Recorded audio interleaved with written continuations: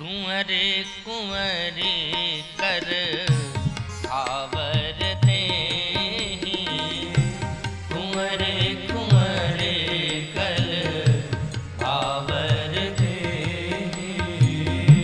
कुंवरी कुंवरी कल भावर दे, कुंवरी कुंवरी कल भावर दे, नयन लाभ सब सादर ले, नयन लाभ सब सादर ले, जाई न बरनी मनोहर जोरी, जाई न बरनी मनोहर जोरी, जो उपमा कछु कहूँ सो थोरे, जो उपमा कछु कहूँ सो थोरे, जो उपमा कछु कहूँ सो थोरे, जो उपमा कछु कहूँ सो थोरे। एक बात का ध्यान रखना, श्री तुलसीदास जी महाराज मर्यादा के कवि हैं। विवाह के विधान में जितने विधान कहे गए हैं, जितने विधान आते हैं, समस्त विधानों की चर्चा श्री तुलसीदास जी महाराज ने की। जबकि श्री राम जन्म के समय में देखना, वहां भी नांदी मुख श्राद्ध करी जात कर्म सब किन्न, लेकिन कैसे हुआ इसकी चर्चा नहीं हुई। चूड़ाकरण हुआ, कैसे कैसे चूड़ाकरण हुआ इसकी भी चर्चा नहीं करी। यज्ञोपवीत संस्कार हुआ, कैसे कैसे यज्ञोपवीत संस्कार हुआ, उसमें किसी विधान की चर्चा नहीं है। लेकिन जब श्री सीताराम जी का विवाह हो रहा है तो समस्त विधानों की चर्चा हो रही है। यानी जीवात्मा परमात्मा का जब मिलन होता है तो विधि विधान से ही होना चाहिए। एक एक विधान की चर्चा श्री तुलसीदास जी कहते हैं। कुंवर और कुंवरी यानी दुल्हा और दुल्हन मिलकर के अग्नि के पास फेरे दे रहे हैं। जनकपुर के संत बड़ा सुंदर गाते हैं कि चारों दुल्हा देहि भंवरियाए, चारों दुल्हा देहि भंवरियाए, चारों दुल्हा है चारों दुल्हिन है, चारों दुल्हा है चारों दुल्हिन है, चारों दुल्हा है चारों दुल्हिन है, चारों दुल्हा है चारों दुल्हिन है, चारों दुल्हा देहि भंवरिया है, चारों दुल्हा देहि भंवरिया है।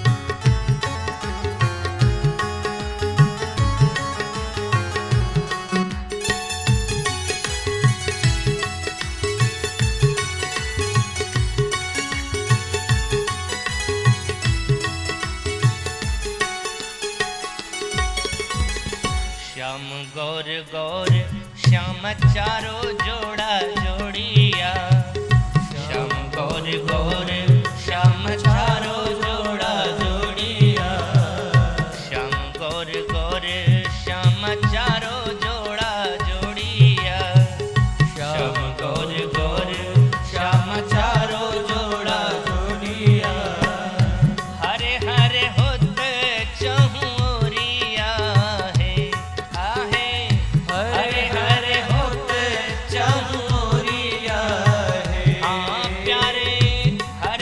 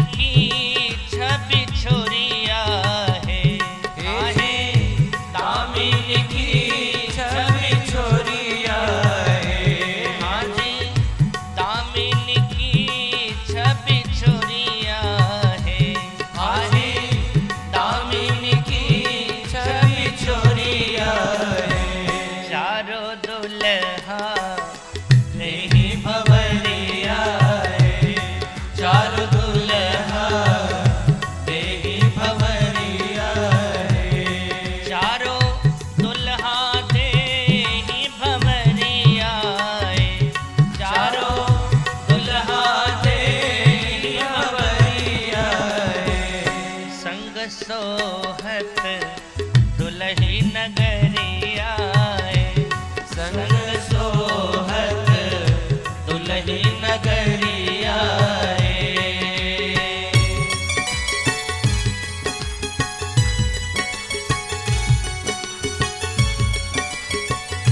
दोनों हाथ से ताली सेवा अपने आप को उस लग्न मंडप पे ले चले जहां ठाकुर जी का श्री किशोरी जी के साथ विवाह संपन्न हो रहा है।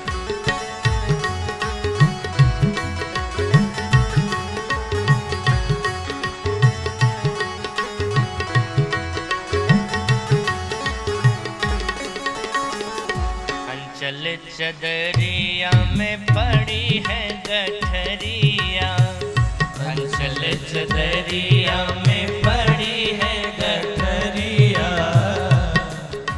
ठाकुर जी का चादर और किशोरी जी की आंचल, इन दोनों में गांठ पड़ी हुई है। कवि कहते हैं कि जहां पर गांठ होती है ना, जहां गांठ होती है वहां रस नहीं होता। पूरा गन्ना को देख लो, पूरे गन्ने में रस भरा होगा, लेकिन जहां पर गन्ने में गांठ होती है वहां रस नहीं होता है। लेकिन विवाह के विधान में गांठ में ही रस है, गांठ न हो तो रस ही नहीं।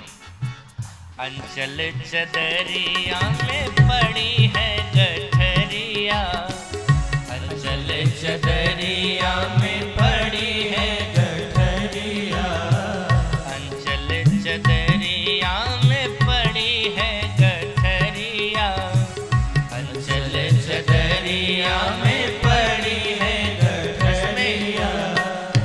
बांधे है बूटी बस करिया है, आहे बांधे है बूटी बस करिया है। चारों दुल्हा देही भवरिया है, चारों दुल्हा देही भवरिया है। संग सोहत दुलही नगरिया है, संग सोहत दुलही नगरिया है।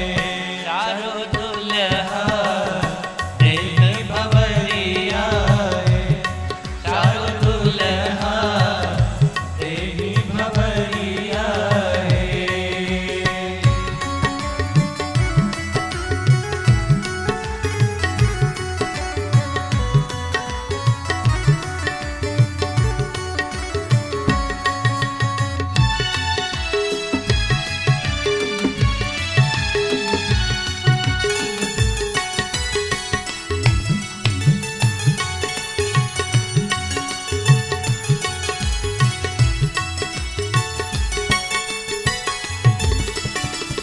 रत्नारी कजरारी अखरिया, रत्नारी कजरारी अखरिया, रत्नारी कजरारी अखरिया, रत्नारी कजरारी अखरिया।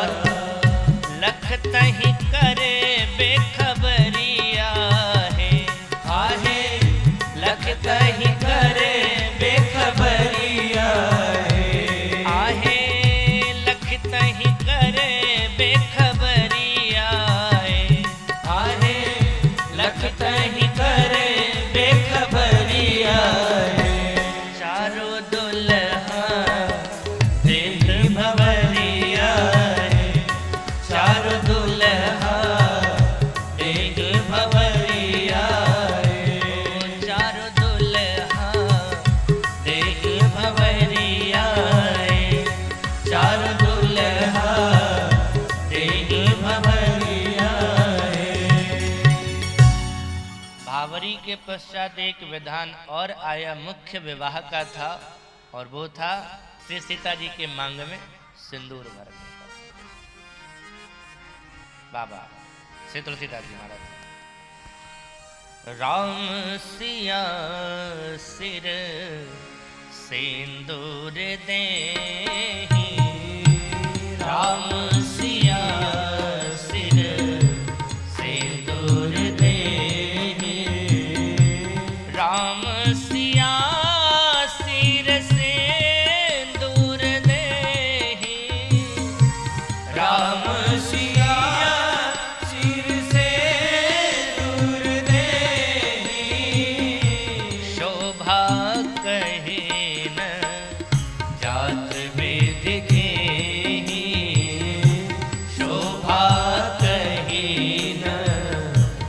जात विधि के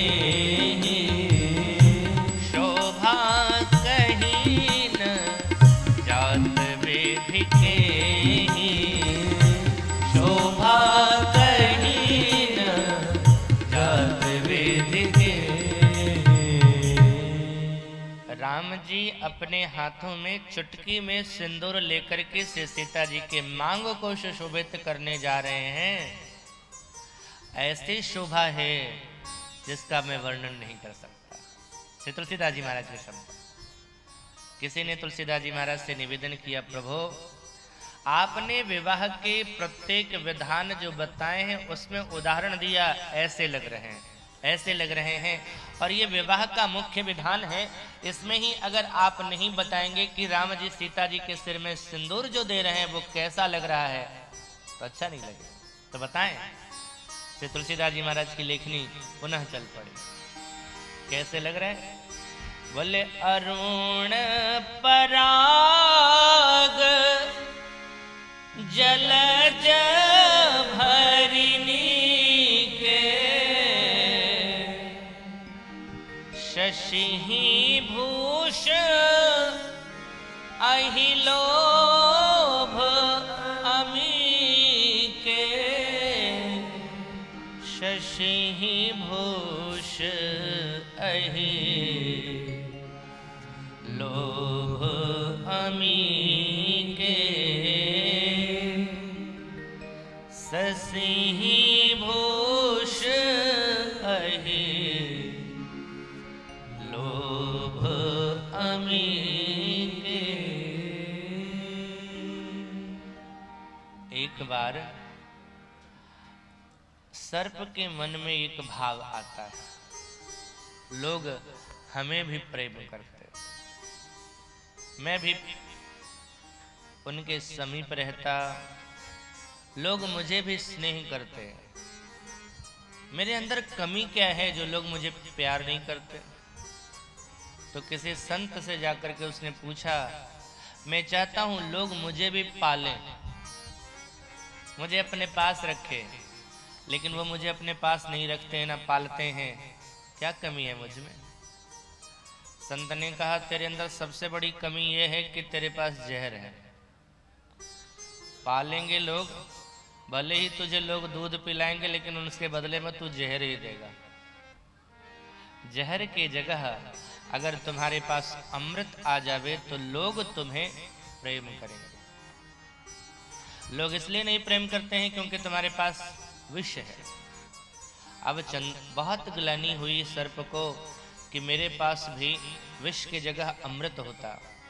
उसने पूछा संत से, महाराज अगर अमृत प्राप्त करना चाहे तो कैसे होगा? बोले चंद्रमा के पास अमृत है, और अगर चंद्रमा तुम्हें अमृत दे देवे और तुम्हारे पास अगर अमृत आ जावे तो लोग तुम्हें भी बहुत प्रेम करेंगे।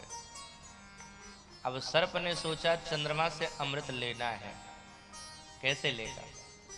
अगर किसी से कोई वस्तु प्राप्त करनी है तो सबसे पहले उसको प्रसन्न करो। प्रसन्न नहीं करोगे तो कैसे देगा? प्रसन्नता आवश्यक है। तो चंद्रमा से अमृत लेना था। उसने सोचा चंद्रमा को प्रसन्न करूं तो ऐसी कौन सी वस्तु दे दूं जिसको प्राप्त करके चंद्रमा प्रसन्न हो जाए। विचार करने लगा वो सर्प, तो उसे लगा चंद्रमा के लिए सबसे दुर्लभ अगर कोई पदार्थ है तो वो है कमल का पराग। आज तक चंद्रमा ने खिला हुआ कमल नहीं देखा, और मैं उसे अगर कमल का पराग दे दूंगा तो अगर उसके लिए दुर्लभ वस्तु प्राप्त हो जाएगी उसे, तो वो मेरे लिए दुर्लभ वस्तु मुझे प्राप्त दे देगा वो चंद्रमा। तो ये सोच करके चंद्रमा ने सर्प ने अपने मुंह में कमल के पराग को दबाया और चंद्रमा को भूषित करने के लिए जा रहा था। लोभ क्या है उसके मन में? अमृत। बस यही बात है। श्री राम की भुजाएं उन्होंने चुटकी में बंद किया सिंदूर को। श्री राम की भुजाएं सर्प के समान है और वो सिंदूर कमल के पराग के जैसा सीता के मांग रूपी चंद्रमा को सुशोभित करने के लिए राम की भुजाएं चली। और लोभ क्या है? लोभ ये है कि सीता रूपी अमृत हमें प्राप्त हो जाएगी। और इसी उदाहरण को श्री तुलसीदास जी महाराज ने कहा, अरुण पराग जलज भरिनी के शशि भूष ही लोभ अमी के। मांग भरी गई। एक सज्जन कहा करते थे, ये जो मांग भरना है ना बहुत समस्या है। वो कहते थे, मांग भर कर इस कदर पछताता हूं मैं कि उसकी मांग पूरी करते करते खुद मांग कर खाता हूं मैं।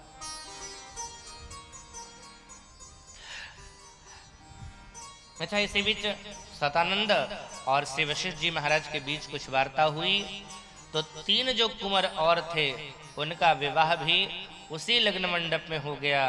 3 और कुंवरियां, महाराज जनक की एक बेटी है जिनका नाम है उर्मिला, उनका विवाह लक्ष्मण भैया के साथ संपन्न हुआ। और इनके महाराज जनक के एक भाई और हैं कुशध्वज, इनकी 2 पुत्रियां हैं मांडवी और श्रुतकीर्ति। इनका विवाह भरत भैया और शत्रुघ्न भैया के साथ उसी विधान से, जिस विधान से श्री राम जी का हो रहा था, उसी विधान से इन तीनों भाइयों का भी विधान से विवाह संपन्न हुआ। अब विवाह के पश्चात कोहबर में ले गए। मामा जी एक बहुत सुंदर भाव कहा करते थे, कोहबर का मतलब क्या होता है? जहां पर परीक्षा हो गई इन दोनों की कि को है वर, उसी का नाम है कोहबर, कि लड़का लड़की में श्रेष्ठ कौन है। हमारे सनातन धर्म में जितने विधान हैं सबके पीछे कुछ न कुछ वैज्ञानिक पद्धति है। और वहां पर एक विधान करवाया जाता है, कौन सा? कंगन खोलने वाला। तो जब कोहबर की तरफ श्री राम जी को लेकर के जाने लगी सखियां, तो तुलसीदास जी महाराज वहां लिख रहे थे। अब जब कोहबर में जाने लगे राम जी, तो पीछे पीछे तुलसीदास जी भी जाने लगे। सखियां बोली, अब कहाँ, आप कहाँ जा रहे हो? बोले, जहां नायक जाएगा लेखक जाएगा ही जाएगा। भाई हम प्रसारण कर रहे हैं, लोगों को बताएंगे। तो अंदर बाहर की घटना हमने बताई, अब वहां अंदर कमरे में क्या घटना घट रही है उसको भी तो लिखना जरूरी है। सखियों ने कहा, बस यहीं तक की अनुमति है, इसके आगे नहीं। तो क्या लिखूंगा? बोले, जो मर्जी है सो लिख देना। तो तुलसीदास जी महाराज लिखते हैं, कौतुक विनोद प्रमोद प्रेमन जाई कही जानही अली। कोहबर में जो कौतुक है, विनोद है, प्रमोद है, जो प्रेम है, उसको कहा नहीं जा सकता है, सखियां जानती, बाहर के लोग नहीं जान सकते। लेकिन जो जनकपुर के संत हैं वो तो चर्चा करते हैं। सखियां जब वहां पहुंचती हैं कोहबर में राम जी को लेकर के बिठाया, ठाकुर जी का दर्शन करने लगी सखियां। सिय दुल्हे से नजर जब जूठी, सिय दुल्हे से नजर जब जूठी, सिय दुल्हे से नजर जब जूठी, सिय दुल्हे से नजर जब जूठी, सिय दुल्हे से लोक लाज कुल की मर्यादा, लोक लाज कुल की मर्यादा, लोक लाज कुल की मर्यादा, लोक लाज कुल की मर्यादा, ताग तड़ा तड़ टूटी नजर जब झूठी, सिय दुल्हे से नजर जब झूठी, सिय दुल्हे से नजर जब झूठी, सिय दुल्हे से नजर जब झूठी, सिय दुल्हे से नजर जब झूठी, सिय दुल्हे से नजर जब झूठी, सिय दुल्हे से। अच्छा, कोहबर में एक विधान हुआ था, और विधान क्या था? कंगन खोलने के लिए कहा गया। जो विधान, जो विवाह के विधान के समय में कंगन बांधे गए थे, उस कंगन को खोलने के लिए, अच्छा उस कंगन में ना गांठ अजीब अजीब तरीके के लगा दिया जाता है और फिर दूल्हे से कहा जाता है खोलो।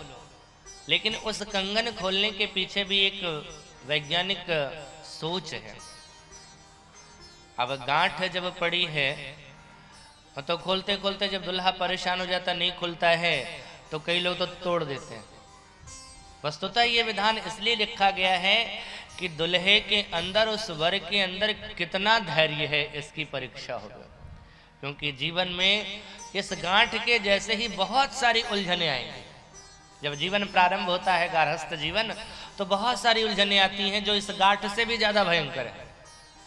तो करना क्या है, उन गांठों को, उन उलझनों को सुलझाने की कोशिश करना है, न कि उसको तोड़ करके या छोड़ करके भाग जाना है। वस्तुतः धैर्य की परीक्षा लेने के लिए ये सारे विधान किए गए। सखियों ने एक विनोद भी किया। वहां जैसे ही राम जी पहुंचे ना, एक सखी सीता जी की जूती को सोने की थाली में रख करके ऊपर से बढ़िया से कपड़ा डाल करके और राम जी के पास आई। सरकार, बोले हाँ, इनको प्रणाम करिए। क्यों? बोले ये देवता है। राम जी ने कहा ये देवता है? बोले हाँ। कैसे देवता है? बोले अजीब तरह के देवता है। और देवता को कोई भोग लगाता है, आरती करता है, तब प्रसन्न होते हैं। ये ऐसे देवता हैं ना कि इनको अगर कोई खाली प्रणाम करके नाक रगड़ देवे, बस उसी में खुश हो जाते हैं। राम जी तब तक तो कुछ समझने लगे थे। राम जी ने कहा सखी जी, हम प्रणाम तो कर लेंगे देवता को, लेकिन देवता प्रसन्न हुए हैं या नाराज हुए हैं ये कैसे पता चलेगा, जरा इनका चेहरा तो दिखाइए। अब सखियों ने सोचा चेहरा दिखा देंगे तब तो सब भांडा खुल जाएगा, जूती है अंदर। लक्ष्मण जी के पास गए, लक्ष्मण जी से कहा ये देवता है, इन्हें प्रणाम करिए। लक्ष्मण जी बोले हमारे लिए देवी देवता वो सामने जो है ना यही है, इसके अलावा किसी ना देवी को मानते ना देवता को मानते। इन्होंने प्रणाम नहीं किया। शत्रुघ्न लाल जी के पास जाकर के सखियों ने बात बदल दी। अब पहले कह रहे थे देवता देवता, शत्रुघ्न जी के पास पहुंच करके सखियां बोली यह आपकी कुल देवता। इनको लगा हमारे देवता कह रहे हैं तो प्रणाम नहीं कर रहे हैं, इनके देवता कहेंगे तब तो प्रणाम करेंगे। तो शत्रुघ्न से कहा यह आपकी कुल देवता, इन्हें सादर शीश नवैये, कर जोड़ के विनय सुनइये, करुणा पर बलि बलि जइये, अब नेक विलंब लगइये, इन्हें सादर शीश नवैये। प्रणाम करिए इनको। शत्रुघ्न लाल जी ने कहा हमारे कुल के देवता हैं? बोले हाँ। तो हमारे कुल के देवता हैं तो हमारे कुल में रहना चाहिए, यहाँ क्या कर रहे हैं? सखियों ने कहा आप लोग जब चले आए ना तो माता जी ने विधि विधान करना था इसलिए भेज दिया है। शत्रुघ्न लाल जी ने कहा फिर इनको घर में पहुंच के प्रणाम करेंगे, यहाँ नहीं करेंगे। अब तीन ने प्रणाम की नहीं। भरतलाल जी की बारी आई। भरतलाल जी के पास सखियों ने कहा ये देवता है प्रणाम करिए। भरत भैया ने हाथ जोड़ा, सिर झुकाया। बोले सिर ही मत झुकाइए, नाक भी रगड़िए। तो नाक भी रगड़ दिया। सखियों ने तालियां बजा दी। बोले सरकार अब ये देवता प्रसन्न हुए, बड़ा अच्छा लगा, बड़ा अच्छा लगा। अब जरा इस देवता का दर्शन भी कर लीजिए। अब वहां से जब वस्त्र हटाया तो नीचे निकली जूती। अब तीनों दुल्हा का सिरे से, लेकिन भरत भैया तो प्रसन्न होकर के नृत्य करने लगे। लक्ष्मण जी दौड़ करके उनके पास गए। आपने ये क्या किया? क्या आपको नहीं पता था कि इसके अंदर क्या है? अरे नहीं भी पता था तो कम से कम ये तो सोचते हैं, जब हम तीन नहीं कर रहे हैं तो आपको करने की क्या जरूरत थी? क्यों किया प्रणाम? भरतलाल जी ने कहा मुझे अच्छी तरह से पता था कि इसके अंदर क्या है, फिर भी क्यों प्रणाम किया? भरत भैया ने कहा लक्ष्मण ये बता मेरे जीवन का उद्देश्य क्या है? मोरे शरण राम की पनही, सुदृढ़ भाव मन माही। मेरे जीवन का लक्ष्य यही है, राम जी के चरण पादुका की सेवा करूं। लक्ष्मण जी ने कहा तो ये राम जी की चरण पादुका नहीं, सीता जी की चरण पादुका है। भरत भैया ने कहा तुम्हारे लिए राम सीता में अंतर है, लेकिन मेरे लिए मोरे जान राम सीता में अंतर कतहु नाहि। गिरा अर्थ जल बीच सम कहियत भिन्न न भिन्न। लक्ष्मण जी ने कहा वो तो हमें भी पता है कि सीता राम जी में कोई भेद नहीं है, लेकिन क्या भक्ति यही करनी थी जहां सालियों ने बजा दिया तालियां? भक्ति ऐसा मत करो कि लोग ताली बजावे। तब भरत भैया ने एक बात बहुत सुंदर कही है, जगह देख करके व्यवस्था के अनुसार भक्ति करना ये भक्ति नहीं है, ये तो बनावटी पना। भक्ति कब है? सच्ची भक्ति क्या है? निभे भरत प्रभु प्रीति सदा सम, घर हो या ससुरारी। घर हो या बाहर हो, कहीं भी हो, ये नहीं देखेंगे कि जहां बड़ाई लोग करेंगे वहां पूजा करेंगे, और जहां बुराई करेंगे तालियां बजाएंगे अपमानित करेंगे वहां पूजा नहीं करेंगे। नहीं, प्रेम तो वो है जो बराबर निभे। अरे भैया प्रेम करना इतना आसान नहीं। गोपियां कहती यहाँ सिर दे के होते हैं सौदे, आशिकी इतनी सस्ती नहीं है, ये तो प्रेम की बात है उठो, बंदगी तेरे बस की नहीं है, यहाँ सर दे के होते हैं सौदे, आशिकी इतनी सस्ती नहीं है, ये तो प्रेम की बात है बूझो, बंदगी तेरे बस की नहीं है, ये तो प्रेम की बात है बूझो। अच्छा एक बात और कहूं, विवाह से महीनों पूर्व बारात आ गई और श्री राम विवाह होने के बाद भी कई दिन के बाद तक बारात रुकी रही। कारण क्या था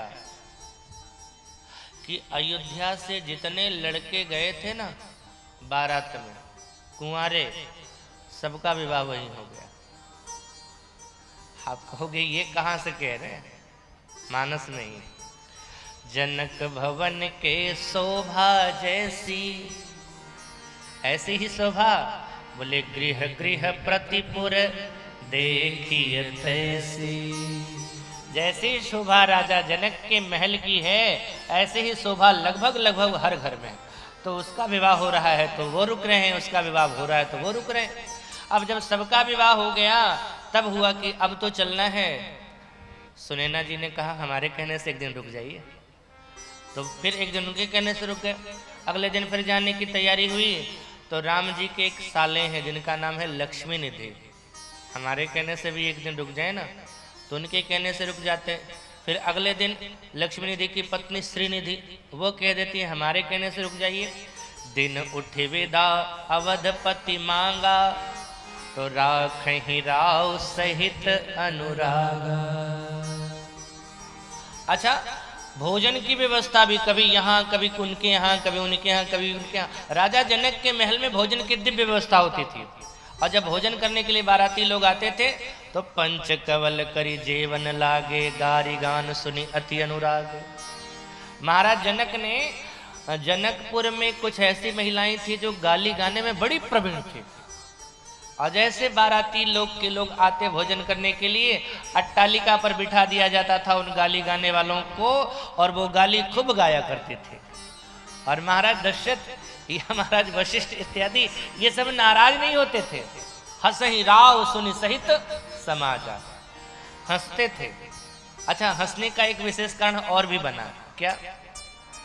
एक दिन महाराज जनक ने जितने भी छठे छठे थे ना गाली गाने वाली महिलाएं, सबको बुला करके बिठाया कि आज ऐसी गाली गाना कि बस कुछ तो थोड़ा क्रोध आवे इन लोगों को।